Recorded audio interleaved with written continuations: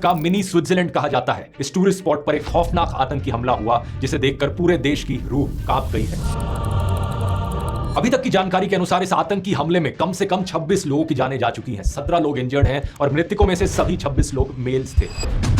इस high altitude location पर केवल पैदल या खच्चर पर बैठ के पहुंचा जा सकता है, इसलिए रेस्क्यू ऑपरेशंस के लिए हेलीकॉप्टर का इस्तेमाल किया गया, जबकि लोकल्स खच्चरों की मदद से इंजर्ड लोगों को वहां से वापस लाए। कम से कम 12 टूरिस्ट को पहलगाम हॉस्पिटल में एडमिट करवाया गया और डॉक्टर्स ने कहा है कि अब ये 12 लोग स्टेबल कंडीशन में हैं। इस आतंकी हमले में लोगों को उनके रिलीजन के आधार पर टारगेट किया गया। एक विक्टिम मुस्लिम थे, सैयद आदिल हुसैन शाह, जो पहलगाम के ही लोकल थे, वहां खच्चर चलाने का काम करते थे। इनके अलावा एक क्रिश्चियन थे और बाकी 24 लोग जो मारे गए वो सब हिंदू थे, जो अलग अलग जगह से आए हुए टूरिस्ट थे, जैसे कि जयपुर के 32 साल के नीरज उदवानी, जो यूएई में काम करते थे। ये छुट्टियों के लिए आए हुए थे, अपनी पत्नी के साथ पहले शिमला में एक शादी अटेंड की और फिर बाद में कश्मीर घूमने गए थे। ऐसे ही एक विक्टिम नेपाल से थे, सुदीप न्यूपड़े। इसके अलावा आईएएफ, आईबी और नेवी के ऑफिसर्स। अरुणाचल से आए हुए इंडियन एयरफोर्स कॉर्पोरल तागे हेलियांग, इंटेलिजेंस ब्यूरो के सेक्शन ऑफिसर मनीष रंजन, जो एलटीसी लेकर बिहार से यहां घूमने आए थे अपनी पत्नी और 2 बच्चों के साथ। हरियाणा के 26 साल के इंडियन नेवी लेफ्टिनेंट विनय नारवाल, केवल 6 दिन पहले उनकी शादी हुई थी। ये अपनी पत्नी के साथ हनीमून मनाने आए थे, एक ऐसा हनीमून जिसके बाद इनकी पत्नी वापस विधवा होकर लौटी। एक वीडियो में इन्हें कहते हुए सुना गया कि अपने पति के साथ भेलपूरी खा रही थी कि तभी एक आदमी आया, उसने कहा कि शायद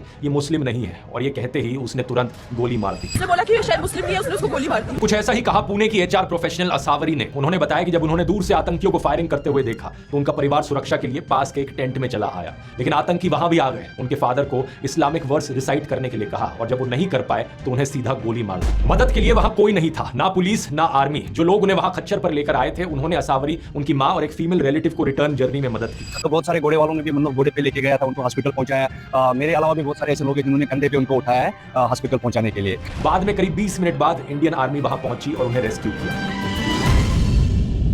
Pakistan based terror group Lashkar-e-Taiba के एक शैडो ग्रुप टीआरएफ ने इस हमले की जिम्मेवारी ली है। टीआरएफ का फुल फॉर्म है द रेजिस्टेंस फ्रंट। 2 साल पहले जब टीआरएफ ने कश्मीर के पत्रकारों को धमकियां दी थी, तब मिनिस्ट्री ऑफ होम अफेयर्स ने इसे यूएपीए के अंतर्गत एक आतंकवादी संगठन डिक्लेयर कर दिया था। इस टेरर ग्रुप के मेंबर शेख सज्जाद गुल को भी यूएपीए के 4थे शेड्यूल के अंतर्गत आतंकवादी घोषित किया गया था। एक इंटेलिजेंस असेसमेंट के मुताबिक यह सस्पेक्ट किया जा रहा है कि लश्कर-ए-तैयबा का टॉप कमांडर सैफुल्लाह कसूरी भी इसके साजिशकर्ताओं में से एक है। इंडियन एक्सप्रेस की रिपोर्ट में बताया गया है कि इनिशियल प्रोब के अनुसार 4 से 6 आतंकी थे जिन्होंने यह हमला किया। आई विटनेसेस के स्टेटमेंट्स के आधार पर जम्मू एंड कश्मीर पुलिस ने अटैक करने वाले 3 पाकिस्तानियों के स्केच भी रिलीज कर दिए हैं।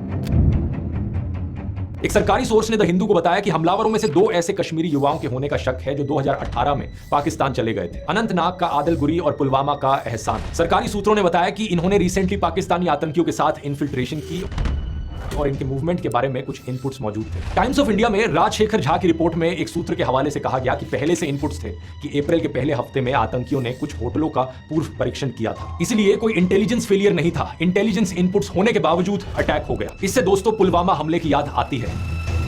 जून 2019 में minister of state for home affairs ji Kishan Reddy ने राज्यसभा को बताया था